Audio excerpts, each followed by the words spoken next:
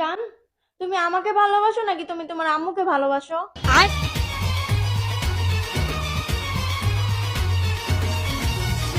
দেখ, শুধু ঝগড়া লাগার নতুন নতুন বাহানা খোঁজে। এখন যদি আমি আম্মুর কথা বলি, এখন তো তৃতীয় বিশ্বযুদ্ধ শুরু করে দিব।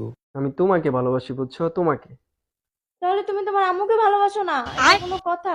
বউ নিজেকে অনেক চালাক ভাবে না? ওয়েট, আমি কি বলছি আম্মুকে ভালোবাসি না? আমি ওনাকেও ভালোবাসি, বাট তোমাকে ভালোবাসি আগে, বুঝছো? তারপর ওনাকে। ওকে?